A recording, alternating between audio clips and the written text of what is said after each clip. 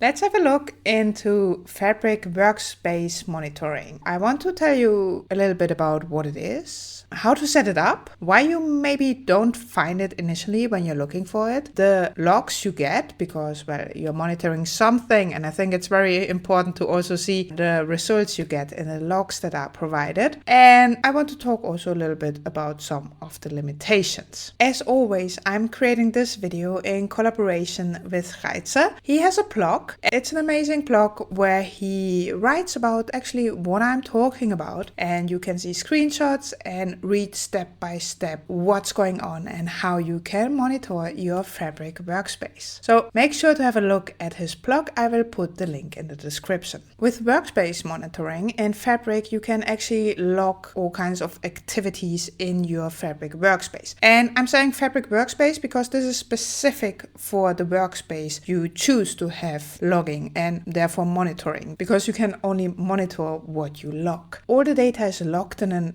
real-time event house, and that's in your workspace. So when we create that monitoring, there will be an event house and some other things saved to your workspace where all the information is kept, and it's read-only. And this should make it easy to track performance, see what's going on, find bottlenecks, these kind of things. So let's have a look into how we can set this actually up. When you're in one of your Fabric workspaces, so you need to select one. At the top right, you have this button Workspace Settings. And if you click on Workspace Settings, you get this little pop-up window, and there are some selections that you can make. And in this example, you can see we have monitoring here. Now, if you don't see monitoring in there, this means your tenant admin needs to enable this for you, because this is a setting that needs to be enabled. So when I first tried this and was looking for how can I monitor my Fabric workspace, I just really couldn't find that button. But that was because in my tenant, I still had to activate it. So you can go to the tenant settings and search for the logging, and then you can enable it for a specific group or the entire organization. And once it is enabled, we can actually see the button that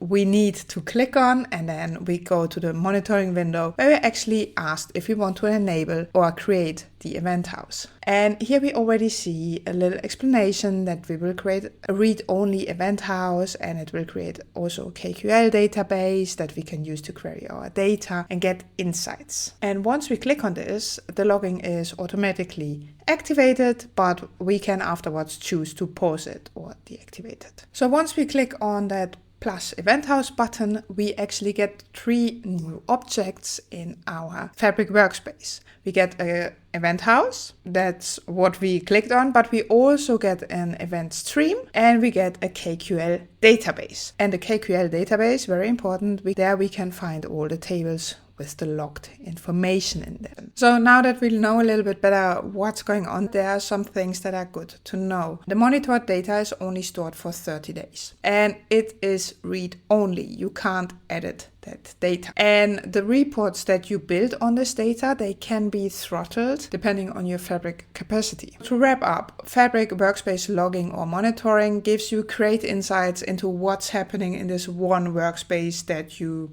activate it, enable it. And of course, you can activate it for several workspaces, but then you have to do it one by one. Understanding all the tables and what you can do with the logging information can be a little bit tricky. If you want to get into this, make sure to make some time to really go through the data that you can find there. And because it's in a KQL database, you can query everything, and you can use KQL, but you can also use SQL to query a KQL database. I have a video about KQL statements. If you're interested, I will put a link somewhere here and also in the description. I hope this helps.